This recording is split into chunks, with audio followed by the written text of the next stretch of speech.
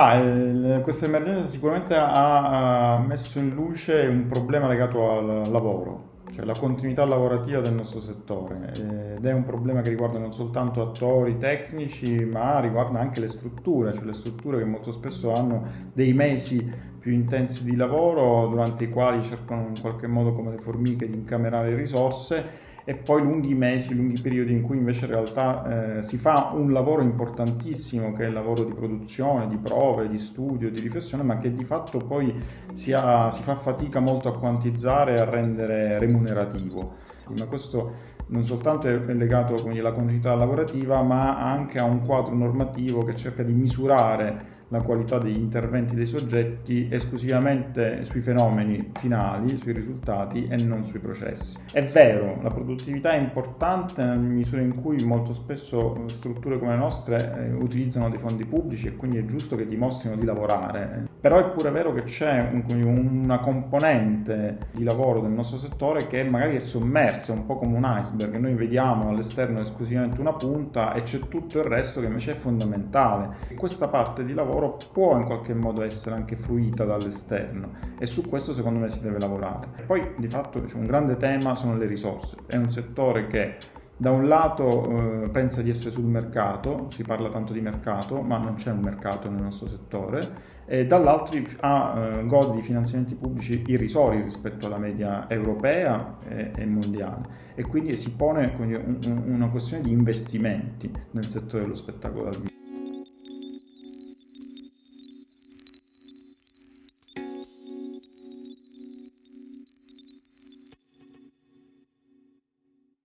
Credo sempre di più che vada affermata la funzione pubblica del nostro lavoro, il fatto comunque di avere una componente di lavoro molto forte che è nascosta e allora probabilmente svelarla, aprirla al territorio, aprirla alla comunità può essere un punto di forza, seppur come dire, parte da un punto di debolezza. La capacità anche di raccontare, di narrare delle possibilità altre nel nostro lavoro può essere uno strumento sociale molto importante. Credo che come dire, si debba come dire, fare un'inversione di tendenza, non più verso una dimensione verticistica delle strutture di produzione culturale, ma anziché andare verso i vertici e quindi l'esclusività dei soggetti, invece l'inclusività dei territori, quindi diciamo trasportare la dimensione verticistica a una dimensione orizzontale, maggiore diffusione del territorio, chiedere alle grosse strutture un coinvolgimento dei soggetti del territorio, ripensare totalmente il modello competitivo che non è un modello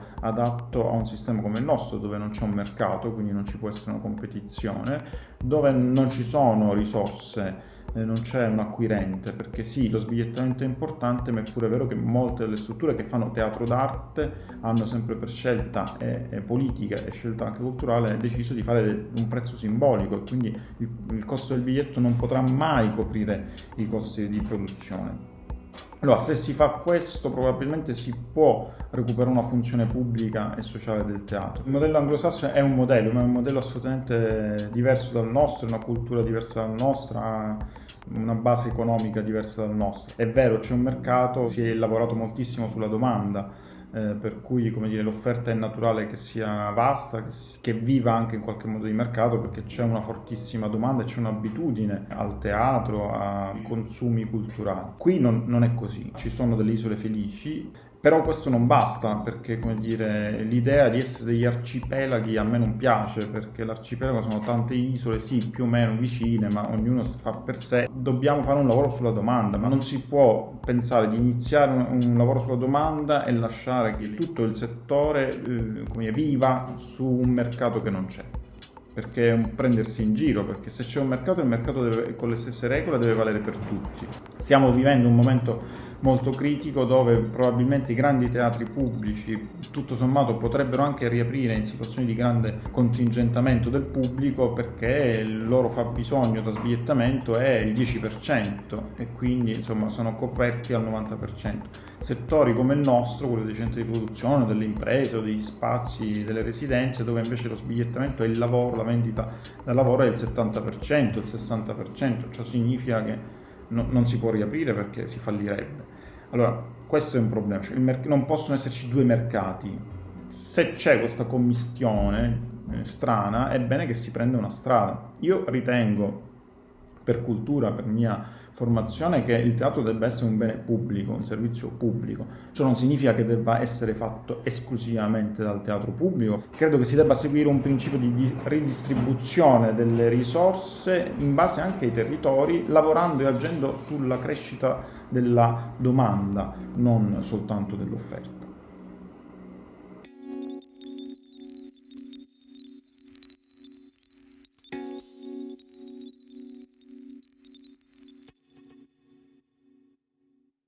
Non c'è stato un momento preciso, purtroppo con questo lavoro uno deve convivere con la vulnerabilità, nel senso che ahimè ci sono delle date durante l'anno che sono un principio di grande malessere e vulnerabilità. La chiusura dei bilanci, perché non sai mai se sei nei guai o meno, e soprattutto col fatto che chi vive anche con il sostegno degli enti pubblici molto spesso non sa al 31 dicembre se i soldi arrivano, quanto arrivano, e quindi è veramente un esercizio spericolato di sopravvivenza.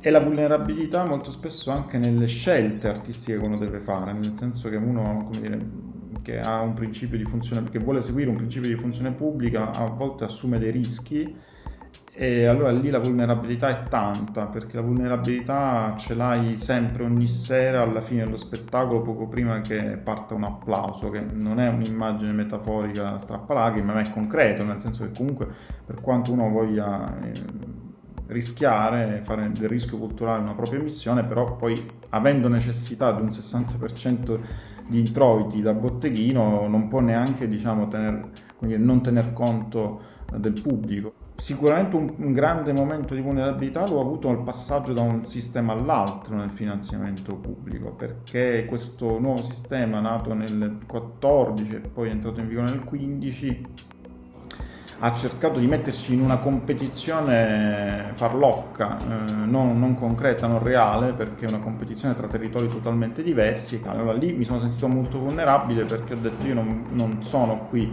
a fare progetti spesso così molto astratti. Allora lì, come dire, mi sono sentito in conflitto con quello che è la mia missione e con quello che invece in qualche modo devo seguire per sopravvivere. Sicuramente, come dire, avere un'eredità non è semplice. La nostra è una realtà che ha uno storico importante, perché insomma abbiamo dovuto interrompere per il Covid la 52esima stagione, quindi sono 50 anni di teatro in un territorio che è cresciuto, si è diversificato, è mutato, e allo stesso tempo però noi abbiamo mantenuto una identità molto forte, a volte anche a rischio di rimanere, tra virgolette, isolati. È sicuramente difficile mantenere la stessa identità, perché comunque l'identità nel nostro settore muta e ha a che fare anche con dei cambiamenti epocali, e allo stesso tempo innovare è importante. Il problema è che le imprese culturali oggi in Italia o vengono viste come imprese, e quindi con tutti i problemi delle imprese pur non avendo le opportunità delle imprese, oppure vengono viste come associazioni e quindi come una sorta di attività non necessaria. E purtroppo, come dire, queste due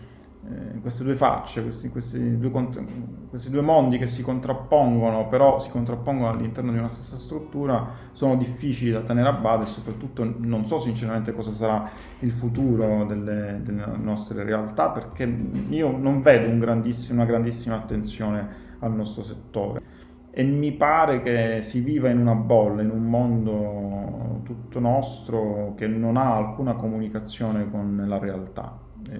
Lo dico anche perché in questi giorni di crisi vedo da una parte giustissime rivendicazioni, dall'altro vedo anche che, insomma, moltissimi artisti, moltissimi teatri non hanno mai l'umiltà di confrontarsi col proprio territorio, con il pubblico, con la gente che vive per strada, no? Gli altri commercianti della zona, cioè avere, come dire, un riferimento. Io ho sempre portato ad esempio che per me, come dire, la ritualità del teatro non soltanto è un'origine dal punto di vista storico che noi studiamo e approfondiamo, ma è una ritualità importante come funzione. Cioè, c'è una chiesa, c'è un teatro, quindi noi dobbiamo svolgere questo compito, questo ruolo e non lo facciamo se siamo autoreferenziali, non riusciremo mai a farlo.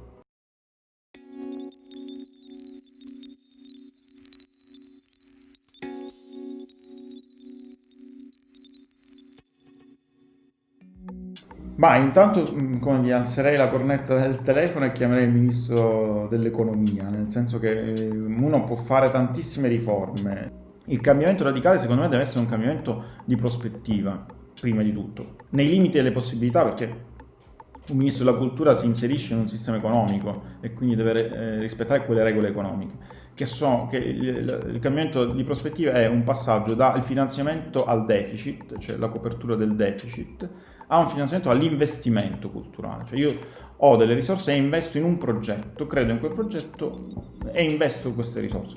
Questo è un po' complesso da fare, nel senso che in questo momento, soprattutto per i privati, lo Stato interviene a copertura di un deficit perché non può fare aiuto di Stato sostanzialmente. Però diciamo questa sarebbe una bellissima prospettiva, un bel cambiamento di prospettiva. Io una cosa che farei nel nostro sistema è rispondere a una domanda molto semplice ma efficace. Chi fa cosa? Perché oggi abbiamo strutture grandissime, strutture piccolissime e più o meno tutti facciamo tutto. Se uno, come dire, disegna un sistema, è come un architetto che disegna un palazzo, sa che le fondamenta servono a una cosa, come dire, il tetto serve a un'altra, ma tutto si tiene insieme, nel senso che non c'è un palazzo senza fondamenta, non c'è un palazzo senza un tetto. Oggi invece io non lo so, io non so che ruolo ha un teatro nazionale, ad esempio, rispetto a un territorio, rispetto a un paese, che ruolo ha un TRIC, che differenza c'è tra un TRIC e nazionale, se un TRIC e nazionale insistono nella stessa città, che ruoli hanno? Un centro di produzione come si inserisce in un territorio, che relazione deve avere con un TRIC e un nazionale? Una compagnia dove può fare i propri spettacoli, visto che non ha uno spazio, c'è un sistema architettato per la distribuzione, cioè se una compagnia viene finanziata per produrre uno spettacolo dobbiamo anche creargli le condizioni per poterlo fare questo spettacolo, cioè per poterlo rappresentare e portarlo in scena. Di fatto tutti producono e quindi diciamo per la maggior parte le nostre programmazioni sono necessariamente votate alle nostre produzioni e questo è un sistema che chiaramente è come se non si fosse parlato. Io credo che ridisegnare un sistema debba partire da una precisa idea. Qual è la domanda e soprattutto possiamo intervenire sulla domanda? C'è un problema di domanda in questo paese? Sì, c'è un problema di domanda. Io malignamente dico, tutto sommato, forse alcune realtà che entrino soltanto 200 spettatori o 150 spettatori non è che sia cambiato più di tanto rispetto a prima. Ecco, è maligna questa cosa, è cattiva perché dà un cattivo pensiero e lo rinnego immediatamente. Però ci deve fare pensare. Abbiamo aumentato la produzione in maniera esponenziale, non abbiamo aumentato la domanda in maniera esponenziale.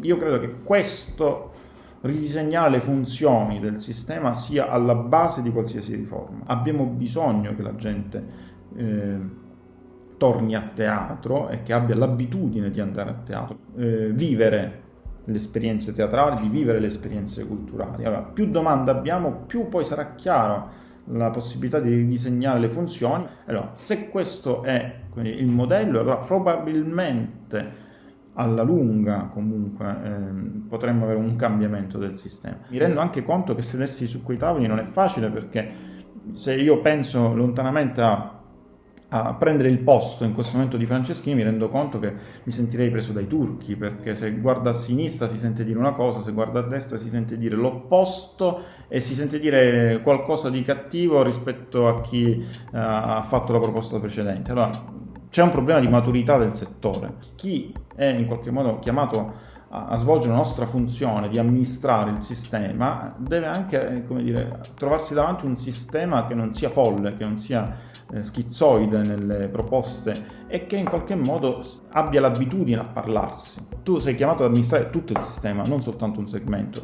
In questi giorni ho assistito a assembramenti tra virgolette online di tantissime categorie e però c'erano tante altre associazioni già costituite. Sarebbe forse bastato chiamare, no? Sindacato, c'è già un sindacato attori, sarebbe bastato interloquire col sindacato attori. C'è l'Adis che comunque è un organismo di rappresentanza, c'è Cresco che è un organismo valido di rappresentanza che sta cercando di mettere assieme anche voci diverse, contrastanti. Cioè, dobbiamo anche capire che il nostro è un lavoro fatto di mediazione, è un lavoro fatto anche di confronto, di serietà.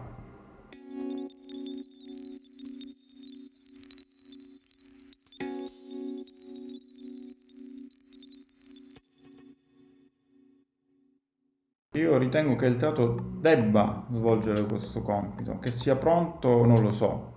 Penso che alcuni siano pronti e lo stanno facendo, l'hanno fatto, lo faranno. Altri penso che non siano pronti oggi, non lo siano stati prima e probabilmente non lo saranno neanche domani.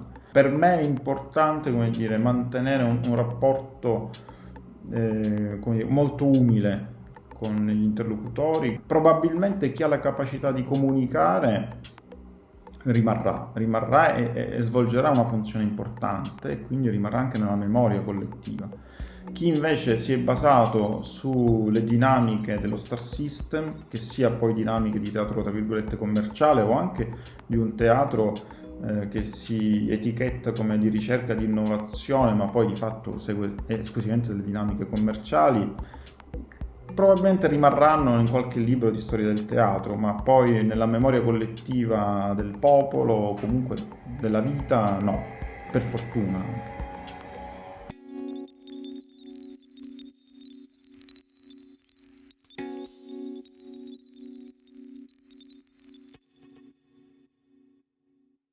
In questo momento è difficile portare ad esempio delle buone pratiche internazionali perché sono molto basate anche sui territori. L'esempio del Festival di Avignon che nel secondo dopoguerra ha rigenerato dei territori, ha creato un'economia teatrale e un'economia anche di una cittadina, di un paese. Gli eventi culturali sono dei volani per i territori, per le economie.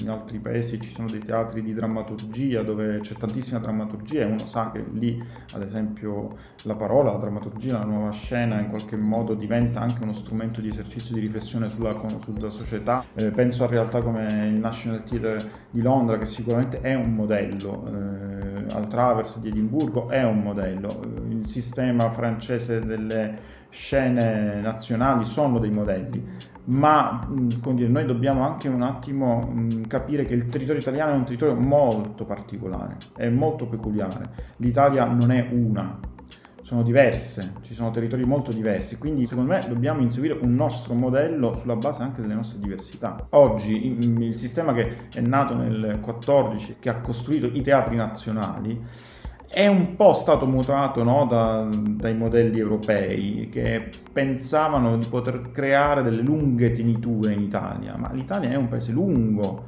difficile, dove la mobilità è difficilissima e abbiamo delle regioni dove abbiamo magari più opportunità e altre regioni invece che sono piccole, difficili da raggiungere. Quindi diciamo immaginare che il pubblico si possa spostare nelle grandi capitali italiane per andare a vedere uno spettacolo è bellissimo, sarebbe bellissimo, ma è improponibile. Probabilmente invece una diffusione territoriale, capillare, lì probabilmente potremmo costruire un modello italiano. Il sistema commerciale l'ha capito benissimo, le compagnie di giro commerciali sono infatti le uniche grandi compagnie che girano, che hanno lunghe tournée. Il teatro d'arte è rimasto ingabbiato in modelli, nel tentativo di emulare modelli belli, interessanti, ma belli interessanti nelle dinamiche di quel paese. Io credo che la realtà argentina ci abbia insegnato una cosa, che se qualcuno, qualche artista, qualche compagnia ha urgenza di raccontarci qualcosa, trova la forma,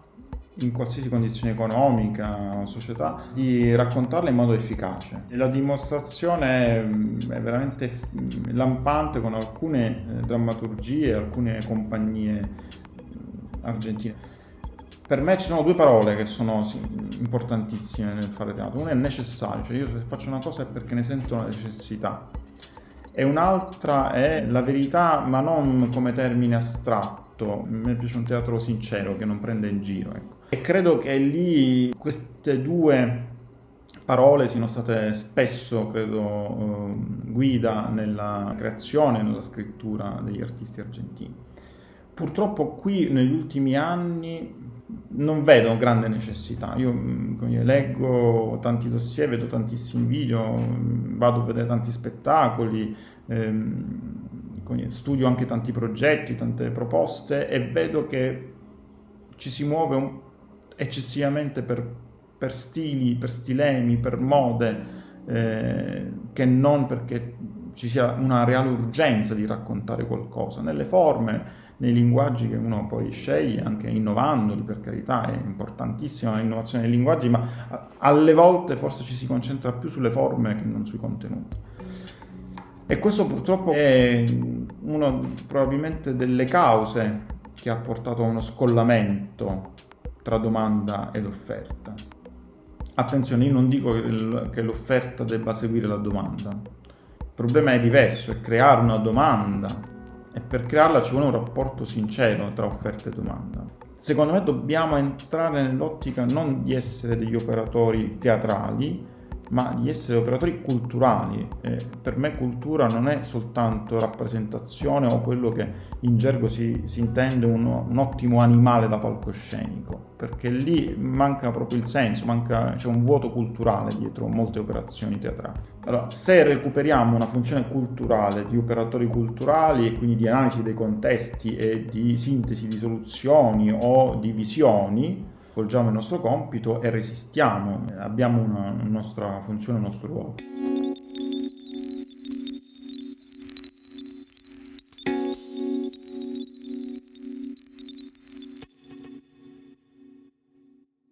Allora, così a freddo. Allora, come libro vi consiglio Lo spazio vuoto, Peter Brook. Per me è sempre un Vangelo laico. Si legge tra l'altro in maniera molto godibile, di divulgazione, infatti lo consiglio soprattutto a chi non fa teatro. Come film Il grande capo di Lars von Trier, che è una dinamica, tra l'altro una dinamica teatrale perché è tutto girato in interno, sembra una pièce teatrale, ma è una riflessione amara sul lavoro e sul potere.